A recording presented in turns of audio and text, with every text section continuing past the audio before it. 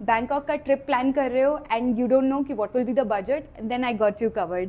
Hey guys, this is Priya and welcome to my channel. तो मैं अभी 5 दिन के सोलो ट्रिप पे होके आई हूँ बैंकॉक से, and I am going to tell you today कि मेरा कितना खर्चा आया खाने पे, शॉपिंग पे, एक्टिविटीज़ पे, या फिर वहाँ के temples, entry tickets and everything. First up is flights. So I went in the month of May, which is kind of an off season for Thailand because वहाँ पे हल्की फुल्की बारिश होती है. Luckily, I didn't get any बारिश, but yeah, still. For me, the flight tickets were a bit cheaper, which were 20,000 round trip का, which is a good deal.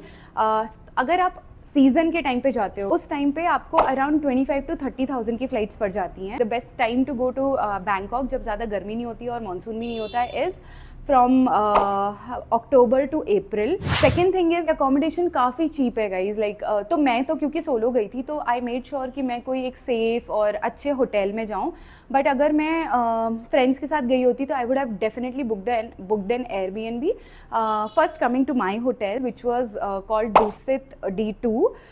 It was kind of a 4-star hotel. I booked it because I wanted to be a little safe. So yeah, because I was on a solo travel. मेरा hotel मुझे 30,000 का पड़ा, almost around 30,000 का पड़ा for 4 nights, which comes to around 7.5 thousand rupees per night.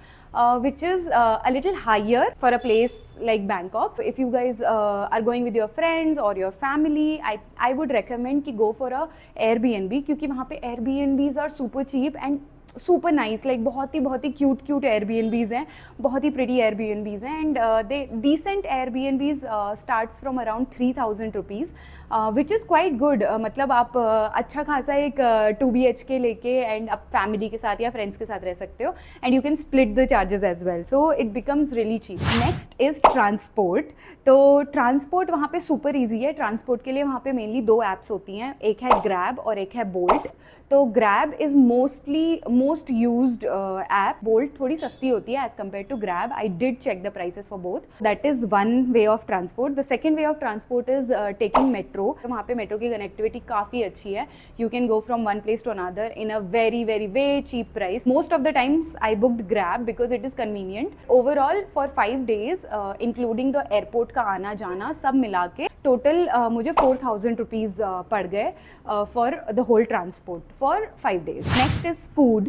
तो food वहाँ पे मुझे थोड़ा कंपैरेटिवली इंडिया से कंपैरिजन में थोड़ा सा एक्सपेंसिव लगा, और मे बी बिकॉज मैं वेजिटेरियन हूँ और मैं केवल वेज खाना खा रही थी तो शायद थोड़ा एक्सपेंसिव था. बेसिक रेस्टोरेंट में पर मील अराउंड 500 से 600 रुपये पड़ रही थी, and this meal was consisting of like एक maybe one solid dish, like for example like fried rice और पैड थाई नूडल्स और something like that, and with one drink, maybe a coffee or a boba tea or whatever, like something like that. The combination of these two was coming to around 500 to 600 rupees. But if you go to a cafe which is like a pretty looking instagrammable cafe और थोड़ा famous cafe होगा ना, तो वहाँ पे आपको around 1,500 रुपये 1,500 rupees पर मील पड़ जाएगा, क्योंकि वहाँ पे थोड़े से रेट्स एक्सपेंसिव हैं.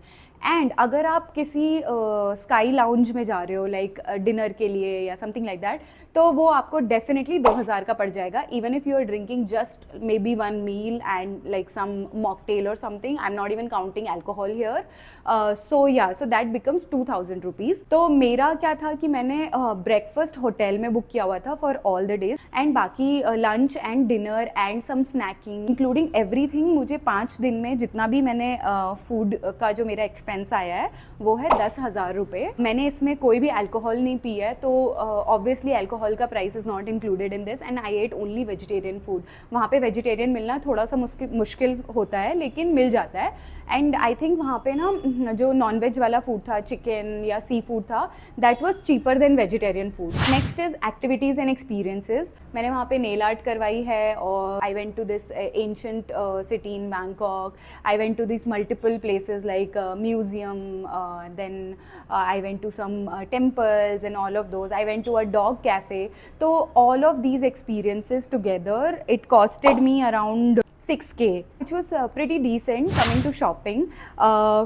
मैंने अपना मतलब मैंने सारा खर्चा कर दिया for shopping. I spent like some 10K around. तो मैं काफ़ी सारे मार्केट्स गई थी, प्लैटिनम मॉल, जॉर्ज फेयर्स, चाटू चाक मार्केट, डिसम्बर्स होलसेल मार्केट। तो मैं काफ़ी सारे मार्केट्स गई थी एंड मैंने सारा मिला जुला के 10,000 की शॉपिंग करी है। तो obviously this shopping depends on you, आप कितनी शॉपिंग करना चाहते हो, क्या करना चाहते हो। But yeah I did spend 10,000 rupees on shopping and the total cost for the whole trip for me came to around 80,000 to 85,000, like just a buffer of 5,000, like कुछ miscellaneous सिम ले लिया, ये ले लिया, वो लिया, तो उसके लिए मैंने 5,000 ऐड किया है। तो या टोटल अराउंड 85,000 रुपीज़ मेरा पूरा का पूरा 5 दिन का एंड 4 नाइट्स का बैंकॉक का ट्रिप कंप्लीट हो गया। एंड येस, रिमेंबर कि मैं सोलो गई थी, तो अगर मैं किसी और के साथ जाती तो होटल का बिल स्प्लिट हो जाता, तो ऑब्वियसली मेरा 15-20 हज़ार रुपये कम वहाँ भी हो जाता।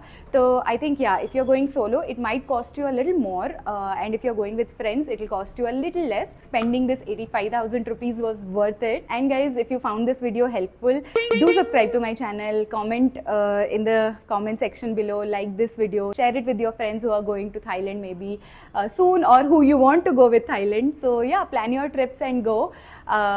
Yeah, and do subscribe to my channel. Thank you so much for watching.